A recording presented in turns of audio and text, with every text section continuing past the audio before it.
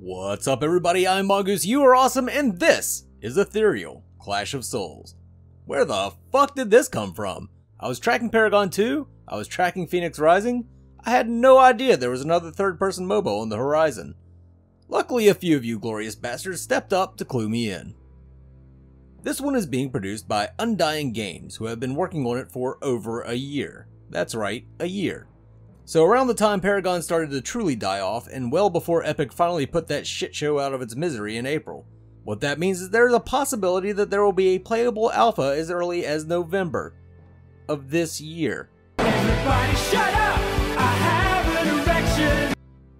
That's only if they feel comfortable releasing the game, of course. You don't want to doom your game from the get-go by showcasing a shit alpha when a few more months of work could lead to a much more polished product. People seem to have forgotten that an alpha is more for testing rather than intended to be a fully playable game. We can thank Arc for that shit. So let's go through some of the features that will set Ethereal apart from other MOBAs.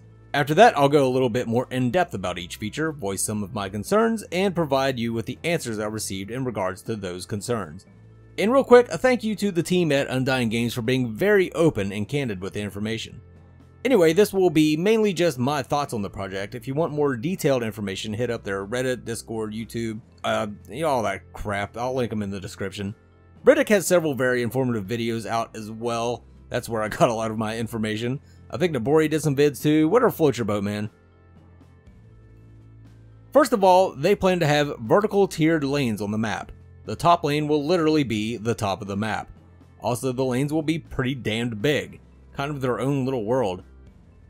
This one will be a 6v6 instead of the more traditional 5v5 MOBA, and they plan to include 8 classes being the various roles like tank, mage, marksman, and the like.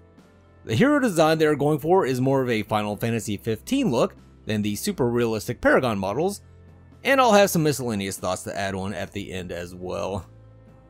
Now let's talk about the floating tiered map structure. My first thoughts were, oh cool, immediately followed by, wait. Even with a flat map, there are only so many ways you can enter a lane. This is just a gimmick that isn't really going to add anything to the gameplay. Unless there is fall damage. Guess what, folks? There's going to be fall damage. The damage will only occur if you're in combat, so you can still traverse the lanes freely, but this does open up the ability to outplay opponents by using displacement abilities, forcing them to fight or jump, and using the terrain as part of your team fight formation. It adds options to the gameplay, and options are always good. I don't think this rabbit here is a playable myth, myth being what they call heroes. I'll probably just keep calling them heroes because I'm a creature of habit. But I could be wrong. I mean, rabbits have been known to be vicious. He's got huge, sharp, he can leap about. My other concern with the lanes is how freaking big they look. I certainly don't want to spend an entire match slogging across the map only to come in at the very end of a team fight. This has been addressed with mounts. You'll be able to mount up with increased movement speed so you can get around the map more quickly. Once you engage or are engaged in combat, the mount will disappear and you'll be moving at normal speed. No penalties for getting dismounted. If you've ever played HOTS, you'll know that this system is actually pretty good. It also adds an opportunity for monetization via unique mounts. If a game is going to succeed, it needs to make money. Microtransactions for purely cosmetic items like skins and mounts is a great way for a company to make money off a game without turning it into pay to win. Britik was saying he wants a blue saber to match his logo, and while a saddled mongoose would be cool, I would very much prefer a rideable mangoose. You have no idea how much money I would spend to have a mangoose I could ride around in a game. Next up is the 6v6. Now this brings up some unique problems. The main one that I thought of was queue times. Having to wait for 2 more people doesn't seem like a big deal, but I've seen with many other MOBAs how hard it is to get 10 equally matched players into a game within a reasonable time. This is one question that wasn't really cleared up. I was told that they can't release their networking details just yet, which is understandable. I just hope some steps are taken to resolve this issue before the game goes live. Another concern I had was having to face a 6 stack as opposed to a 5 stack when you're solo queued. But I think in the end it really doesn't make a difference. Either they will work together and you get your shit pushed in, or they don't and you do the pushing. Doesn't really matter how many of them there are. Now let's talk about the 8 classes. I had some concerns with one particular class that we'll get to in a moment, but let me start by saying that with the introduction of 8 distinct, and it does look like they've taken great pains to make each class have like a unique role in the game, but with 8 distinct classes you're going to have an ever-evolving meta. People are going to constantly be finding new and interesting ways to win the games, and I am all for it. So let's talk about the classes. First up is the Archmage. Just a standard MOBA mage really, good push, hard-hitting abilities, you know the type. Now it gets interesting with the Berserker. This seems like it's going to be a jungler type, however they have the ability to destroy parts of the environment. I'm going to call it now. Breaking down a wall and ganking someone is going to be called a Kool-Aid gank. The Cleric class will be your supports, so probably what I will gravitate towards. Knights will be the tanky ones, but will also be able to build defenses. I'm not sure what it would take to crush those defenses, or if a Berserker could just smash them. Pretty cool either way. Marksman will be your basic ADC that I will suck at. Reapers are the assassin class and will have the unique ability to wall walk and climb terrain. I'm guessing a bit like Hanzo or Genji. Should make for some unique ganks. Overseers are a class that have not yet had any information put out about them. I'm assuming they'll work like Abathur and HOTS, or maybe it'll just be a class specifically for AFK players, I don't know. And finally we have Sky Slayers. These guys will have a passive ability to freaking fly.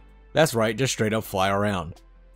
There will also be an aerial jungle that the Sky Slayers can take advantage of. And that's where my concern was.